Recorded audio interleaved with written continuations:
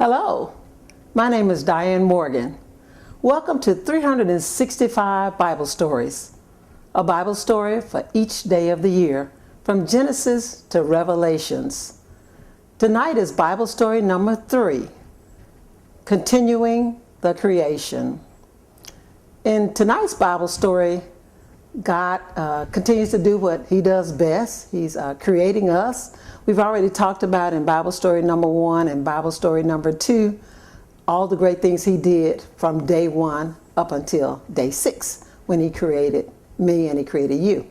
Along came day 7, and God said, I've done all kinds of magnificent things by just speaking and just by waving my hand and saying, let it be. Today I'm going to rest. Now, don't think God rested because He was tired. God rested because He was finished at that time for what He was planning to do. God also rested because He was setting the framework for how man was to live his life. He was setting the blueprint so we would know on the 7th day we too needed to rest. Not only did we need to rest, we need to reverence and honor God. So God was just paving the way so we would know how we were to conduct ourselves on the 7th day. The next thing that God did was He gave man a name. Remember I told you He had formed man out of the dust of the earth? Now He gave man a name. He called him Adam.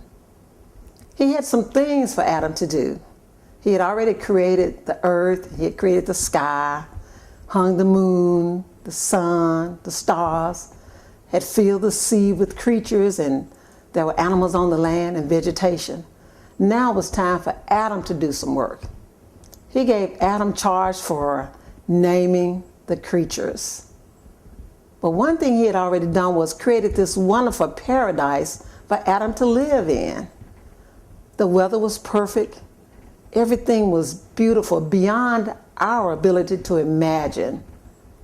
I think the most beautiful place I've ever been when it comes to true beauty, that I associated with beauty, was Martha's Vineyard. Everything was blooming perfectly. The colors were magnificent. And I imagine that's how the Garden of Eden looked. He told Adam, you go, you name all the animals, call them anything you want to call them. And guess what, y'all? Those animals still have those same names today. A cow is still a cow. A lion is still a lion. The whales are still called whales. So out of all the things that man has tried to do to simulate God, they've not been able to change any names. Now occasionally what they've done is try to merge two beings together, and when they've done that they just combine the names, but they never changed them. You may hear of them putting two dogs together of different kinds, and then they mix those names together, but it's still a dog. Nothing changed about that. So because God had all that planned, and He gave Adam some specific instructions. He said, Adam, I want you to tend to the Garden of Eden. No hard work, no serious labor.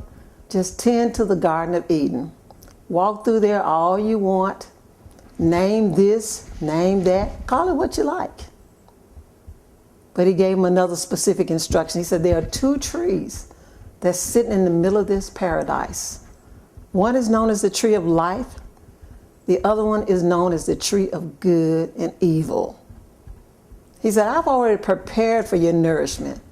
You can eat anything you want in this garden that I put you in, except you're not to touch, you're not to eat from that tree called good and evil. And now Adam was probably thinking, Lord, why? Why not? You've given me dominion over everything else. What's so special about this tree? God said, because if you do, you're going to die. And I'm sure Adam got real puzzled and was probably thinking, Lord, what in the world is die?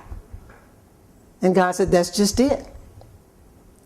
If you don't touch that tree, you don't eat that tree, eat off of that tree, you don't have to worry about the word die.